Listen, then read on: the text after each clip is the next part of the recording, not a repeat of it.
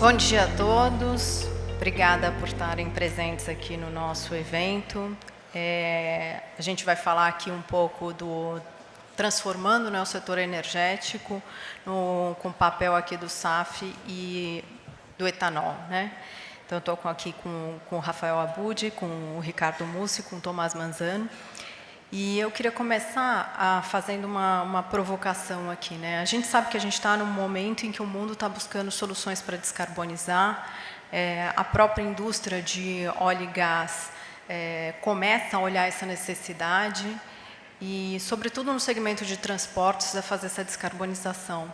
Talvez a gente esteja no momento mais importante para os biocombustíveis que a humanidade já viveu.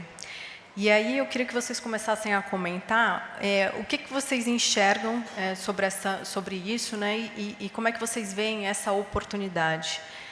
Rafael, se eu puder começar com você. Obrigado, Grazi. Bom dia.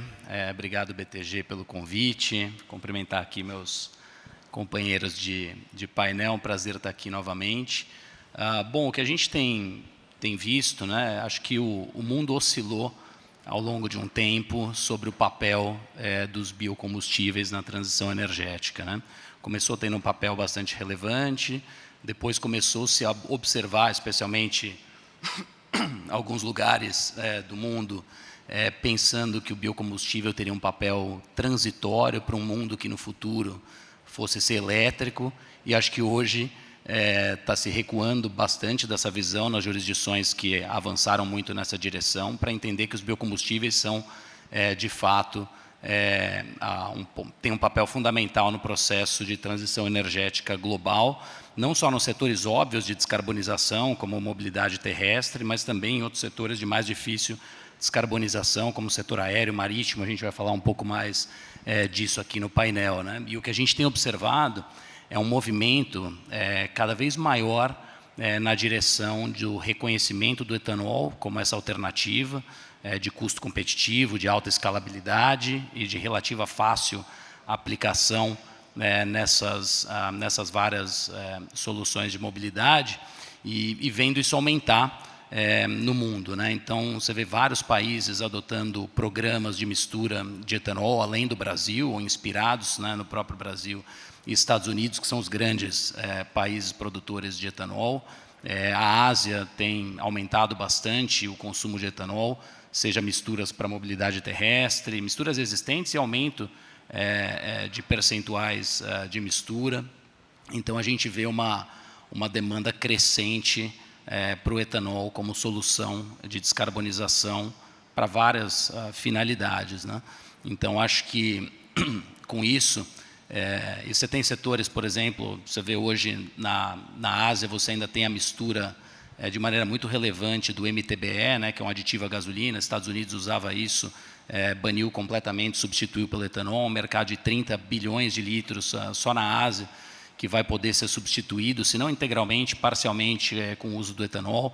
Então, tem vários movimentos de aumento de demanda. O setor aéreo, como a gente vai falar hoje aqui, é um setor que tem um potencial de consumo enorme de etanol ao longo dos anos, né? Um setor de 390 bilhões de litros de consumo atual, dos quais 119, 120 estão nos Estados Unidos, o resto no restante do mundo, mas que demanda, com uma pequena mistura, uma quantidade muito grande de etanol, né, que é uma das grandes rotas. Então, a gente tem visto com muito otimismo a possibilidade do etanol continuar crescendo no Brasil e no mundo, né? Tem movimentos aqui no Brasil também para aumento do consumo do etanol, como aconteceu recentemente com a Lei Combustível do Futuro. Então, a gente vê esses mercados se aprofundando, se sofisticando e demandando cada vez mais o etanol como solução de descarbonização.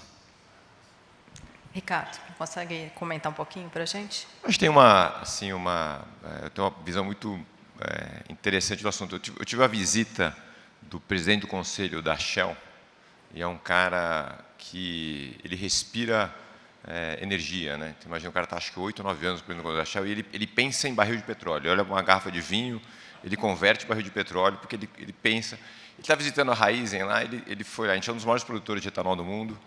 Ele fez uma conta rápida comigo. Ele falou: porra, se você pegar, não a Raízen de hoje, mas daqui, todas as plantas de etanol de segunda geração, aumento de produção, e pegar a raiz daqui a 8, 10 anos e multiplicar por 200 raízes, né? Isso vai dar 0,6% do consumo mundial de petróleo.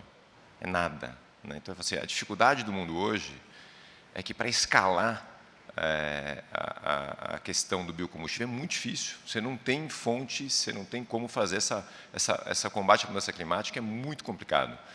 Então, esse é o primeiro ponto. O primeiro ponto é o tamanho do problema, que acho que pouca gente tem noção da dificuldade que é a gente produzir biocombustível para acelerar. Outro ponto, quando eu vou todo ano naquela, quem conhece lá, em Houston tem uma feira de energia, chama CERAWeek, é a maior feira de energia do mundo, e eu fui esse ano lá, e foi impressionante. Esse ano, as major oil companies todas estavam abraçando os biocombustíveis, porque a maneira deles acelerarem, manterem vivo o combustível fóssil por mais tempo rentável e reduzir as emissões de forma mais rápida.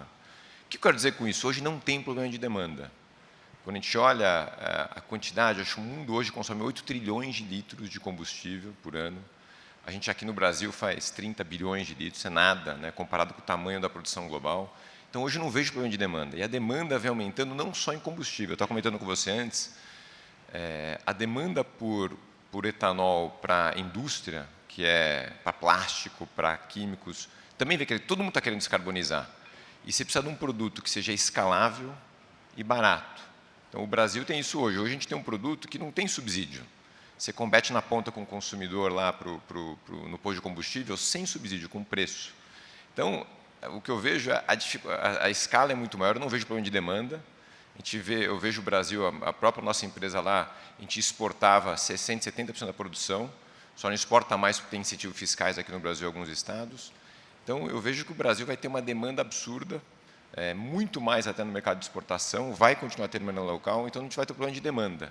A discussão toda é oferta, como é que a gente aumenta a oferta, dado que vem Sustainable Aviation Fuel, vem Biobunker, vem uma série de pontos. Então, isso é um problema. Acho que a gente está do lado da solução e não do problema aqui no Brasil. Então, a gente precisa aproveitar isso como oportunidade para escalar mais rápido e produzir mais. Aí tem o etanol de milho, tem muita coisa acontecendo, mas eu não vejo uma questão de demanda, eu vejo muito mais uma questão de como é que a gente vai produzir mais para atender o que o mundo está precisando. Legal. Quer comentar também um pouquinho, Tomás? Bom dia, Grazi. Bom dia, Mussa, Rafael. Bom dia a todos. Obrigado pelo convite do BTG.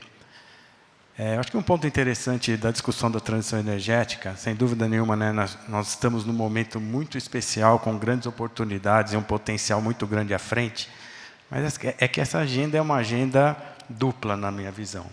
É uma agenda que conecta biocombustível e alimento. A gente tem vivido condições climáticas muito severas, isso afeta diretamente a agricultura, alimento e, por consequência, biomassa. O desafio de escala dos biocombustíveis estão muito vinculados à escala de biomassa ou à disponibilidade de biomassa para a produção de uma série de alternativas de soluções. Esse é um aspecto. Um outro aspecto importante, que também é um grande desafio, o Mussa comentou sobre a demanda, né? É um desafio de múltiplas soluções. A gente tem hoje uma dispersão de regulação, a gente tem desafios de custos diferentes para soluções diferentes, e a gente tem vocações naturais para geografias específicas. Então, essa discussão ela passa também por uma viabilização daquele ótimo local. E a soma desses ótimos locais é que tem o potencial para gerar uma escala maior no futuro. Legal. Ricardo, dado que você comentou um pouquinho de exportação, você acha que essa é uma oportunidade para a gente tornar o etanol brasileiro aqui um produto de exportação e a gente colocar ele efetivamente em outros países? Então, eu tive essa é uma conversa interessante. Quem conhece o Plínio Nastari, é um cara super estudioso, sou fã dele, da Tagro. Eu sempre tinha um debate com ele de tornar o etanol. Ele falava, vamos tornar o etanol uma commodity global. Eu estive no Japão e com o ministro lá, o Ministério de Minas e Energia do Japão, e a conversa foi, por que vocês não adotam o etanol aqui no Japão? Ele falou, não, porque eu vou depender do Brasil.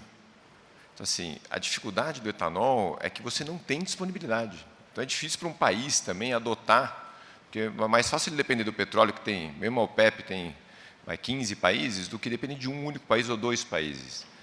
Então, eu acho difícil, uma coisa que difícil tornar o etanol uma commodity global, e nem sei se é necessário, porque o tamanho do mercado é muito maior do que a gente está imaginando. Então, às vezes, esse nicho é bom. Você vende mais caro, você tem prêmio do produto. Então, eu acho que eu não consigo ver, dado o tamanho, a proporção de vários países, eu acho que vai ter, por exemplo, na Europa hoje, eu vejo eles adotando lá o E5, o E10 com mais facilidade, mas eu acho muito difícil que os países façam que nem o Brasil, porque não tem disponibilidade para garantir suprimento. E esse é um grande problema hoje. O que eu vejo que mudou, depois do Covid, da guerra da Ucrânia com a Rússia, os nossos clientes, eles querem contratos de longo prazo, eles têm mais dependência e querem garantir suprimento. E hoje não tem disponibilidade suficiente para fazer grandes mudanças. Então, acho que isso vai acontecer, eu acho que a gente vai ter mercados cada vez mais nichados, o que não é ruim.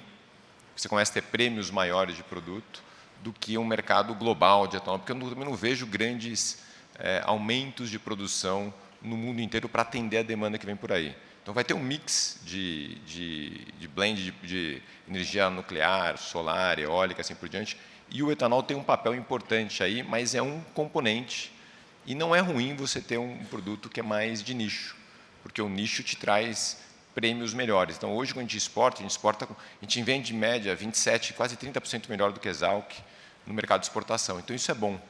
Mas eu não vejo, eu discordo do Plínio nessa do mercado de ser uma commodity global, mas eu acho que isso não é ruim para a gente.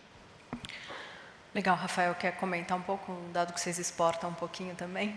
Sim, não, eu acho que os mercados de exportação, eles vão crescer bastante, mas dada a proporção que o Mussa até comentou na primeira pergunta, né, 8 trilhões de litros de petróleo, para uma gota aí no oceano, que seria o etanol, ainda que você multiplique por muitas vezes, é difícil ele se tornar, de fato, uma grande commodity global, mas ele vai ser, sim, um agente importante de descarbonização em vários setores e com várias especificações e com várias certificações diferentes. Então, a gente vê que os mercados de exportação estão crescendo, estão demandando, e cada um demanda uma particularidade, o que é até difícil de você comoditizar o produto, né? Porque você tem especificações técnicas diferentes e necessidades de certificação diferentes. Então, você tem diversas metodologias que, no futuro, talvez sejam harmonizadas, talvez não, de como você contabilizar a pegada de carbono desse combustível. Então, determinados mercados valorizam uma pegada de carbono mais baixa e premiam dependendo da pegada de carbono. Determinados mercados colocam uma meta. Se você descarbonizar a partir desse nível, aí é tudo igual, você não tem prêmio a mais ou a menos por mais ou menos carbono. E aí você tem, como eu comentei, diferentes especificações técnicas também. Então, nesse sentido, ele vai ser um mercado de exportação crescente, os mercados globais estão crescendo, mas ele é um mercado mais specialty do que um mercado de commodities. Você ainda tem um mercado mais, vamos dizer, comum, né, que é o mercado de mistura direta em combustível.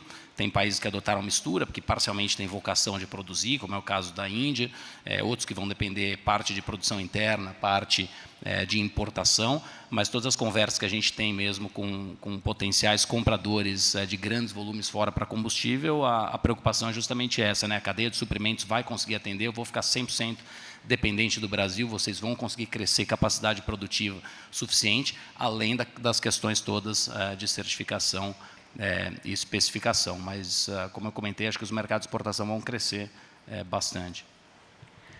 Tomás, quer falar um pouquinho?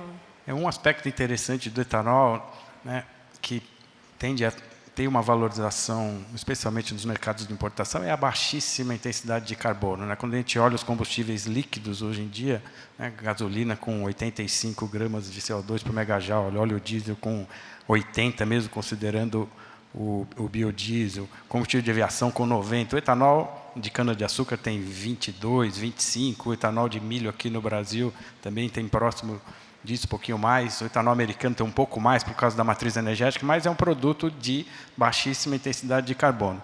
Então, eu também tenho essa visão de que o mundo, né, não vai ter o etanol como uma commodity global para a solução das alternativas de renováveis, mas sim o etanol tem aplicações importantes para produtos nobres de valor agregado que podem utilizá-lo como matéria-prima, né, para a produção. Agora eu queria ouvir um pouquinho de vocês, o que vocês acham que está faltando, né, para para a indústria brasileira engrenar na produção do combustível de aviação. Quer começar, Rafael?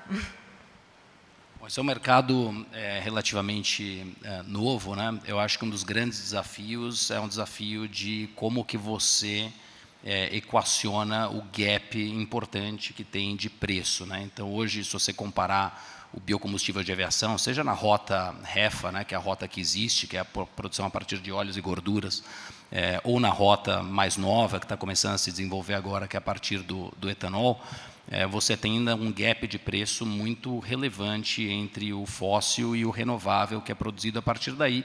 Esse gap tem que ser pago a partir justamente do valor do carbono, né? Então, como que você monetiza a descarbonização que esse produto proporciona. Em alguns lugares, Estados Unidos, que é o maior mercado consumidor, como eu falei, é 1/3 do jet fuel do mundo, né? 120 bilhões de 390, quase 1/3, eles criaram umas soluções onde o governo está ajudando a pagar essa conta lá, via a lei do Inflation Reduction Act, e mais um mecanismo de comercialização de carbono também nos mercados voluntários, onde você vai empilhando uma série de benefícios, e com isso você consegue fechar essa conta, né? Então, isso vai ajudar a indústria a começar a se desenvolver. Inclusive, o nosso grupo está montando uma planta lá em Houston, nesse momento, uma das primeiras grandes plantas de etanol para jet fuel, e que deve começar a operar em 2026, e é justamente ancorada parcialmente nesses incentivos e numa demanda corporativa muito grande por descarbonização.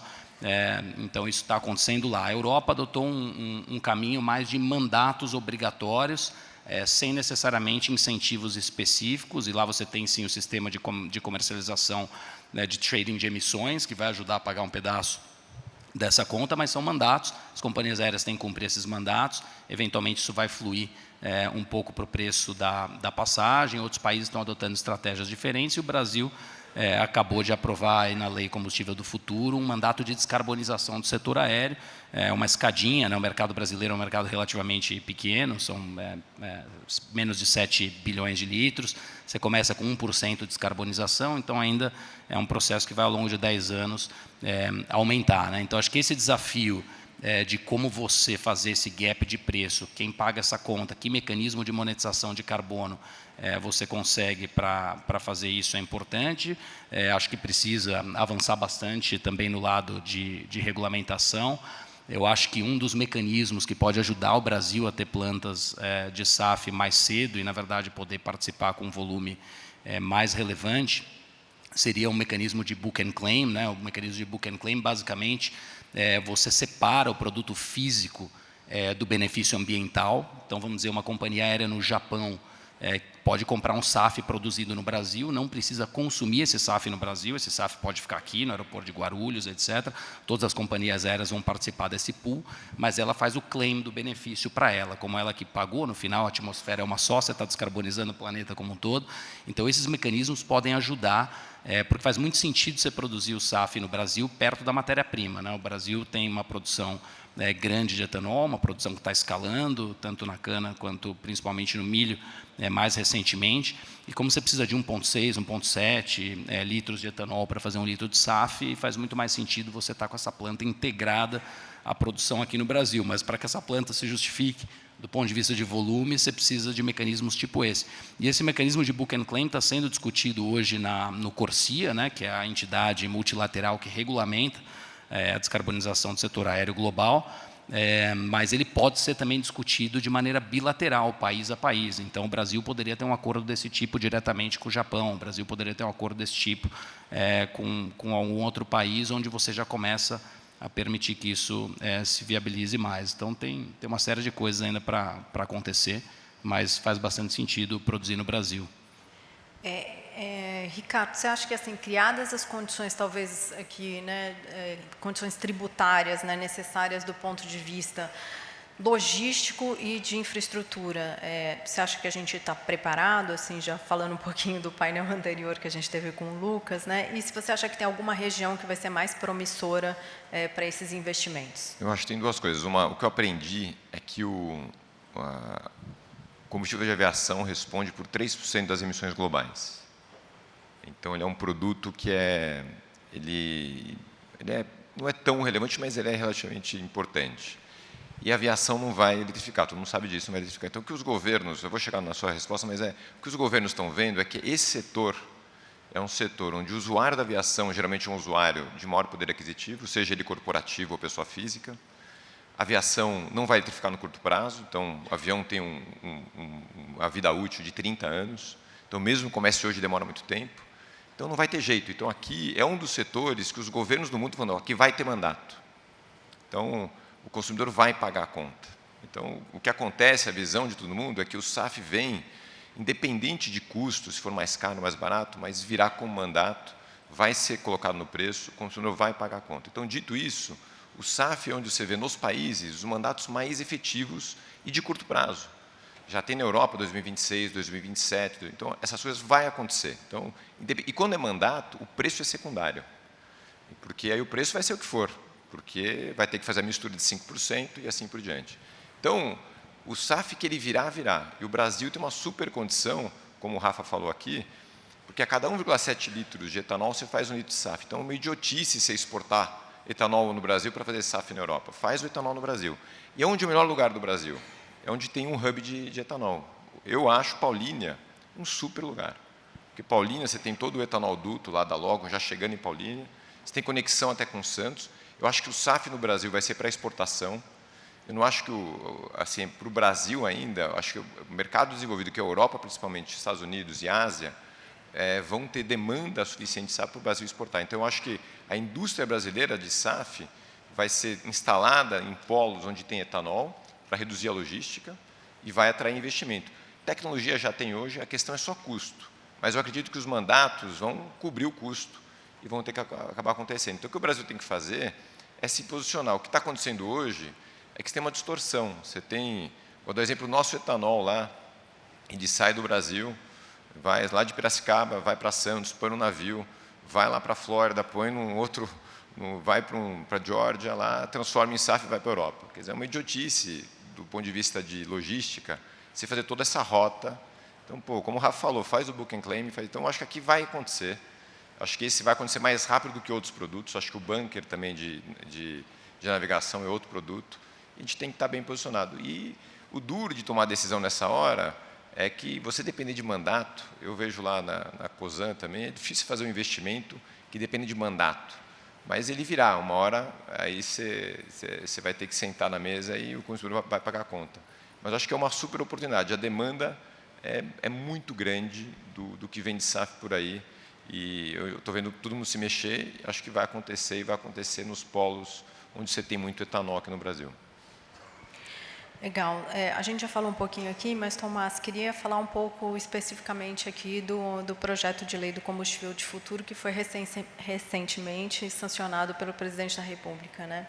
Como é que você vê esse movimento de garantia de marco regulatório, né, e de garantia de marcos legais para a sustentabilidade legal desses projetos? Grazi, a gente vive hoje um momento único, né, no país, onde você tem uma série de setores, mais governos estadual, federal, municipal, todo mundo mobilizado numa agenda comum, estratégica de país, né, com um potencial enorme que a gente tem de oferecer produtos e soluções de valor agregado. Então, o combustível do futuro, ele tem um grande mérito por ele ser neutro em termos de tecnologia. O pacote todo do combustível do futuro não depende ou não advoga determinada tecnologia específica. Lá estão tratados, né, todos os incentivos para todos os produtos. A gente fala lá de biodiesel, a gente fala de biogás, a gente fala de etanol de primeira e segunda geração, de etanol de milho. Então, todas as iniciativas estão ali, independente da tecnologia, o que é muito importante. E o segundo pioneirismo é o pioneirismo da regra de mensuração das emissões. Então, no combustível do futuro está estabelecido de se mensurar as emissões na cadeia, né, do berço ao túmulo lá no final, do poço à roda até 2032, depois do berço ao túmulo, que mede todo o ciclo de vida do produto. Só fazendo uma conta rápida, A gente fez esse estudo recentemente, nessa discussão de produzir SAF no Brasil ou produzir SAF no exterior. Cada país tem a sua matriz energética mais limpa ou menos límpida. Mas no caso do Japão, por exemplo, um comparativo, se a gente for produzir no Brasil ou se a gente for produzir lá, a gente está dizendo que para a mesma quantidade de emissões, produzir lá significaria 40% a 50% a mais de matéria-prima. Isso, se a gente traduzir em valores econômicos, né, numa planta média, a gente está falando de 3, 4 bilhões de dólares por ano a mais de custo com matéria-prima. Se a gente fizesse no Brasil, a gente teria a mesma emissão utilizando menos. Então, o combustível do futuro, por esses dois aspectos e por essa mobilização mais estratégica, é, sem dúvida, um momento muito importante e estratégico para nós, para o futuro. Vocês querem comentar? Acho que tem duas. O que eu olho para a matriz energética brasileira, o Brasil começa a ter e o combustível futuro vai ajudar muito a gente equacionar algumas coisas. O Brasil nunca foi um país de energia elétrica barata. Se olhar o histórico nosso, a gente nunca teve energia. E com o advento de solar e eólica, você começa a ter mais disponibilidade de energia elétrica e não tem onde armazenar essa energia. Então, hoje o Brasil começa a ter, quando veio o pré-sal, o Brasil tem excedente de petróleo. Então, o Brasil hoje é um grande exportador de energia, coisa que não era até muito tempo atrás. A gente tem excesso de energia no Brasil e excesso de energia limpa. Então, onde eu acho que está o gargalo hoje é na bateria. Você não consegue estocar vento, você não consegue estocar energia elétrica, você não consegue exportar. Tem situações que o Brasil está com energia elétrica a R$80, R$90 o megawatt, Europa, às vezes, com 2.000, e a gente não consegue exportar energia elétrica para a Europa. Então, o que o combustível de futuro traz, tem uma oportunidade para a gente pensar como é que a gente vai otimizar a matriz brasileira para poder exportar a nossa energia excedente e, de certa forma, eu vou dar um exemplo aqui que eu sempre olho para o nosso setor. O nosso setor sucroalcooleiro, a gente queima a nossa biomassa de forma muito ineficiente. Quem visitou uma usina de cana-de-açúcar, com todo perdão aqui, é uma tecnologia muito antiquada. É uma maria-fumaça, é movida a vapor. Você vai visitar uma usina de cana-de-açúcar, ela se move a vapor. Você tem uma tecnologia de 150 anos atrás para mover. Então, 80%, 70% do bagaço que a gente tem na cana-de-açúcar, você usa para mover uma usina, que é um absurdo. Se você eletrificar o nosso processo produtivo aqui no Brasil, você vai economizar muito vapor, vai usar muito bagaço, e você pode transformar o bagaço em etanol e exportar para a Europa. Então, o Brasil tem que olhar na eletrificação dos processos. No Brasil, a eletricidade tem uma vantagem, que o motor elétrico é muito eficiente. Então, hoje, o que a gente tem que olhar para a nossa matriz, como é que a gente aproveita o excedente de energia elétrica que o Brasil vai ter. Eu, se fosse do governo, apoiaria muito a eletrificação, e isso vai fazer com que a eficiência dos motores vai sobrar mais biomassa, sobrar mais energia no Brasil, e a gente consegue exportar. A vantagem do etanol nessa história é que o etanol tem uma densidade energética altíssima. Por que o petróleo foi o grande combustível do mundo? Porque ele tem densidade energética. Você pega um Tesla, eu sempre uso esse número, né? 600 kg de bateria tem um carro elétrico. É o equivalente a 27 kg de etanol de energia. Quer dizer, o etanol é uma baita bateria renovável. Então, o Brasil tem que olhar para a sua matriz, o combustível do futuro ajuda nisso, para poder se posicionar como um grande hub de exportação de energia. Via SAF, via hidrogênio, via uma série de... Mas o Brasil vai ser um hub de exportação de energia. E o combustível do futuro ajuda a equacionar isso e transformar a discussão numa discussão mais palpável, né? Porque tinha muita coisa que a gente não conseguia traduzir em equação de emissões para poder fazer a decisão correta. Mas, como o Tomás falou, é um momento muito importante. O mundo precisa do que o Brasil tem, e o combustível do futuro ajuda a gente direcionar para o caminho correto. Acho que a gente já tocou aqui um pouco nesse tema, mas queria aprofundar um pouquinho aqui. Em termos de área, né, como é que o Brasil está posicionado? Né? Como é que fica a questão que a gente sempre escuta, né, a questão de área para produção de alimentos, né, e área de produção de biodiesel? Quiser comentar um pouquinho, Rafael? Bom, essa é uma discussão antiga, né, de food versus fuel, aí, que é uma suposta disputa entre esses dois, e na verdade a gente vê de maneira muito diferente, especialmente no caso do Brasil, né? O que a gente faz aqui, e aí eu vou falar particularmente no caso do etanol de milho, mas não é diferente na cana-de-açúcar ou outros modelos aqui no Brasil, é um grande sistema integrado de produção de energia e alimentos, né? Onde você pega, maximiza o uso da terra para aumentar a produtividade, né? Então, você pegar a média de produtividade de grãos no mundo é tipo pegar global, né? O mundo faz 3 bilhões de toneladas de grão em 1 bilhão de hectares, é mais ou menos 3 toneladas por hectare. Você pega a média brasileira, você já está mais próximo de 6 toneladas por hectare, ou seja, é dobro da média mundial. Você pega a média do Mato Grosso, se você der uma lupa ali, onde faz 2 safras por ano, não só Mato Grosso, Centro-Oeste, no geral, Paraná, onde você faz 2 safras, você já vai para 9, 10 toneladas ou mais de grãos por hectare, né? Então, quando você pega o sistema brasileiro, ele já é 3, 4 vezes mais produtivo do que a média mundial, na mesma unidade de área, e isso vem crescendo de maneira exponencial, né? Então, se a gente pegar o caso específico do Mato Grosso, onde está havendo todo esse aumento de produção de combustível nos últimos anos, né? O Mato Grosso em breve vai estar produzindo 10 bilhões de litros de etanol de milho aqui nos próximos 5 anos. Então, você pega um estado que tem 90 milhões de hectares de área, né? Desses 90 milhões de hectares de território, 12 são utilizados para a produção de grãos. Então, imagina, o Mato Grosso hoje produz 45% do milho do país, produz uma parte relevante da soja, quase 30% da soja do país, em 12 milhões de hectares, de um total de 90. Né? Dentro desses 12, você faz segunda safra em 8. Né? Então, 12 de soja, mais ou menos 7 e pouco, na verdade, de milho. Né? Então, ele é um grande sistema integrado de produção de energia e alimentos, onde, no caso do milho, o amido é utilizado para a produção de biocombustível, proteína, gordura e fibra são concentrados em produtos de alto valor nutricional, que vai para as cadeias de proteína animal, aves, suínos, bovinos, animais de companhia e outros, aquacultura e etc. Mesma coisa no caso do biodiesel, né? Você tem o óleo e o farelo de soja. Então, no final, é um falso dilema esse, no caso do Brasil, de uso de área. O que tem é a aplicação de tecnologia, aumento de produtividade na mesma unidade de área e a produção dos dois. E quando você tem uma unidade rural mais produtiva, mais lucrativa, no final você permite que o investimento em tecnologia seja ainda maior, potencializando a produção dos dois produtos. Né? E a gente não falou aqui, mas essa, por exemplo, na Europa continua sendo uma barreira relevante. A Europa hoje tem uma limitação importante para o que eles chamam de crop-based fuels, né? Então, tudo que vem aí do milho ou da soja, ou até a própria cana-de-açúcar tem algumas limitações, o E2G não, que vem do bagaço, porque é considerado o Mussa vai saber muito mais aqui, mas ainda é uma limitação importante, com base, não em ciência, né? Com base em crenças aí que ainda precisam ser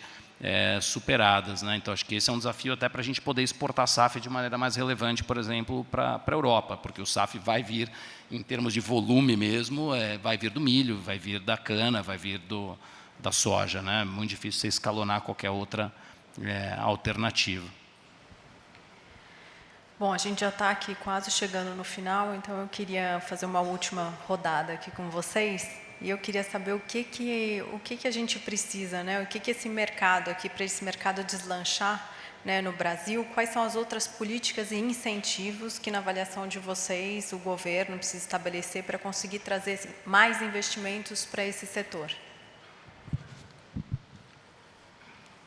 O Brasil, né, nós temos produtividade, nós temos know-how, nós temos eficiência, nós temos uma grande base de biomassa que ainda tem um grande potencial de ser explorado, de resíduos como o bagaço, de produção de biogás a partir de vinhaça e de outros produtos.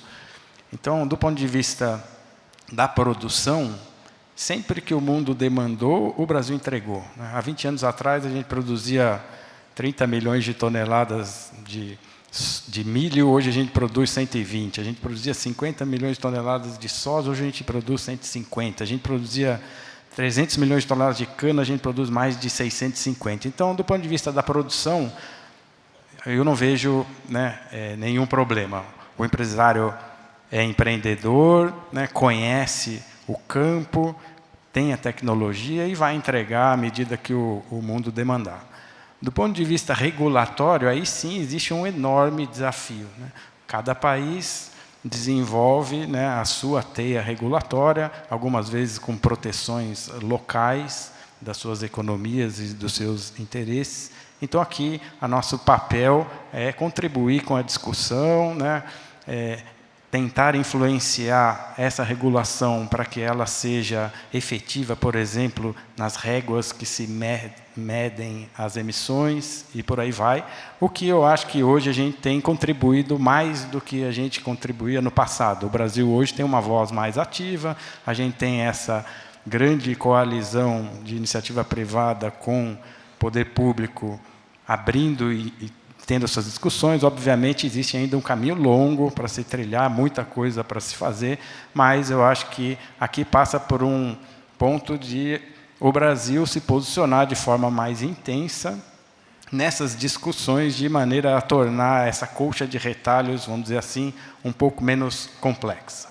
O outro desafio muito grande são incentivos governamentais, né? O Brasil tem as suas prioridades que são incomparáveis com o poder econômico que a gente tem, por exemplo, nos Estados Unidos, com pacotes muito mais agressivos e etc. Então, talvez aí a gente veja movimentos de coalizões ou agrupamentos de interesses para produções locais ou para produções em parceria, né, com algum país fora do Brasil. No caso do SAF, por exemplo, no Brasil, hoje esse investimento é muito alto, ainda existe uma incerteza em relação à tecnologia, ela já avançou bem, mas ela ainda não é dominada. Eu estou dizendo no caso do álcool to jet, né, produzir SAF a partir do etanol.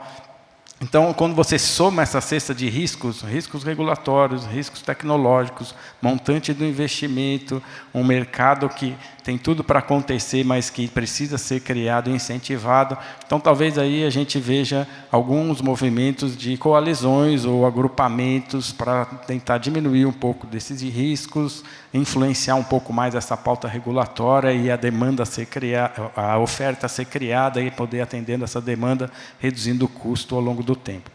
Então, os desafios são mais no campo regulatório e de incentivos do que do campo da produção ou da demanda.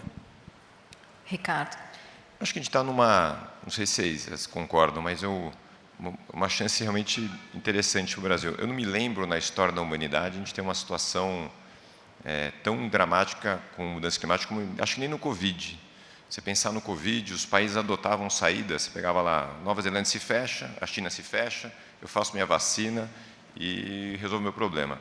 Aqui não adianta, eu sempre dou exemplo, não adianta a Noruega inteira se eletrificar e não vai resolver o problema. Então, o que eu vejo, eu participo lá do B20, vejo no G20, o problema agora bateu em todo mundo e a solução precisa... E o Brasil, nessa hora, a gente entra nas conversas, eu entro nas conversas quando eu vou discutir, a gente tem muito mais predicado do que os outros países, muito mais. Você pega assim o Brasil hoje, eu fico pé da vida quando eu vejo um cara da Europa criticar o agricultor brasileiro. A gente tem reserva legal. Você vai para Illinois, quem que tem reserva legal? APP. Você vai na Europa, na França, ninguém tem. A gente tem uma situação ambiental muito melhor, nossa matriz é muito mais renovável, o Brasil agora vai liderar o G20, vai ter a COP. Então, na prática, hoje está tudo a nosso favor, a gente precisa ser até mais orgulhoso de ser brasileiro, orgulhoso de ser da agricultura do Brasil, porque a gente faz algo que pouquíssimo, acho que ninguém faz. Eu entro nas conversas, eu vejo meta de empresa de petróleo para 2050, onde a gente está hoje. Né? Eu tenho mais floresta na nossa empresa do que alguns países do mundo. Então, assim, a gente precisa ter muito mais orgulho e bater de frente. E o governo brasileiro agora tem que falar o seguinte, o Brasil é parte da solução, não do problema. Então, agora a gente tem que se posicionar. Agora, eu acho que tem uma oportunidade para o governo Lula, eu acho que ele vai abraçar essa causa, sim.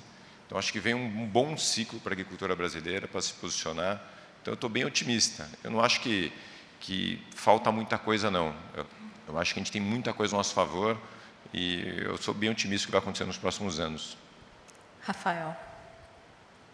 Eu concordo com tudo que foi falado. Acho que o momento, de fato, é agora. Né? Tem muita coisa acontecendo e o Brasil tem todas as condições de ser protagonista nesse processo.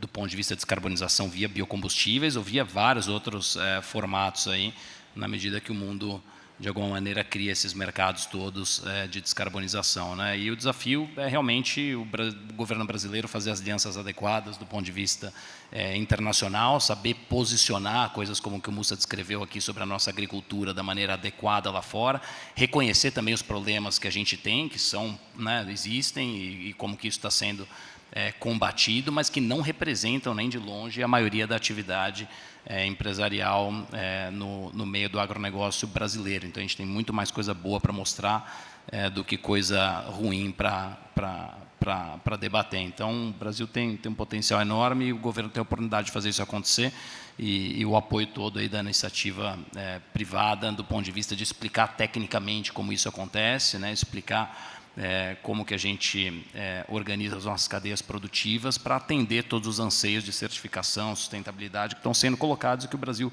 tem total condição de participar. Então, também vejo com muito otimismo. Excelente, pessoal. Obrigada. Queria agradecer aqui ao Rafael, Ricardo, Tomás, em nome do BTG. Obrigada aqui por terem participado. Obrigado. Obrigado.